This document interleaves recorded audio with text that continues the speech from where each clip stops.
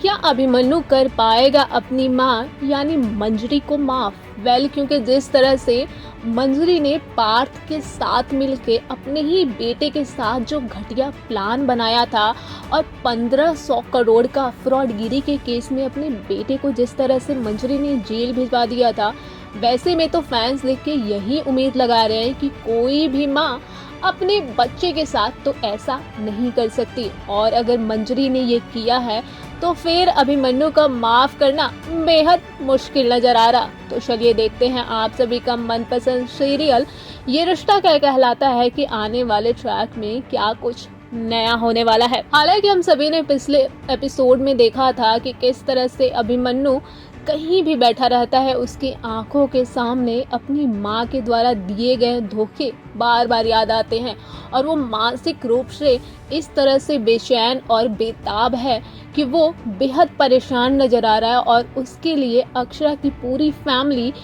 तरह तरह के पैतरे अपना रही है, कभी गेम खेल रही है तो कभी हंसी मजाक कर रही है, ताकि अभिमन्यु का ध्यान उस तरफ से खिसके इधर आए और वो परेशानी से हटके थोड़ा सा खुश नजर आए। लेकिन अभिमन्यु है कि वो चाहे कोई कुछ भी कर ले, लेकिन उसका ध्यान बार बार अपनी माँ की तरफ जा रहा है और वो यही सोच रहा है कि आखिर मेरी माँ ने मेरे साथ ऐसा क्यों किया। वहीं दूसरी तरफ हम सभी ने देखा था कि किस तरह से अभिमन्यु पूरी फैमिली के साथ मेडिटेशन सेंटर जाता है और वहाँ वो मानसिक शांति के लिए जाता है, ताकि वहाँ जाने के बाद से वो मेडिटेशन करे और उससे शांति मिले। लेकिन वहाँ भी जाने के बाद सभी लोग बेहद खुश नज़र जहाँ एक तरफ आते हैं, लेकिन अभिमन्यु बेहद परेशान है और उससे बार बार मंजरी की ही बातें याद आ रही है। वहीं इस सीरियल का लेटेस्ट प्रोमो सामने आ चुका है और प्रोमो में जहां आपको एक तरफ देखने को मिलेगा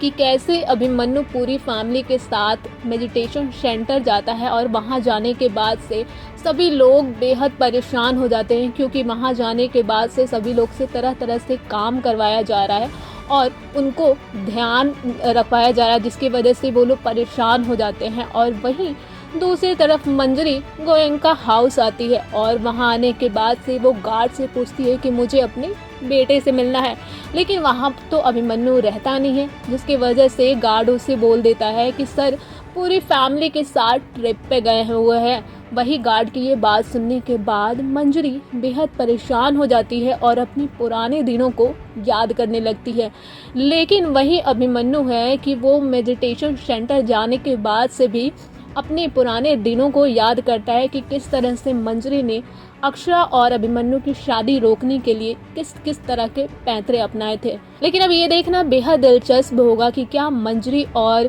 अभिमन्यु के बीच जो दूरियां आई है उसे अक्षरा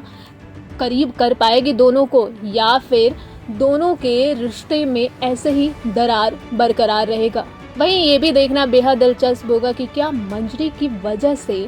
अबीर का जो एक नॉर्मल फैमिली का सपना था वो पूरा नहीं हो पाएगा, या मंजरी खुद अबीर का ये सपना पूरा करेगी।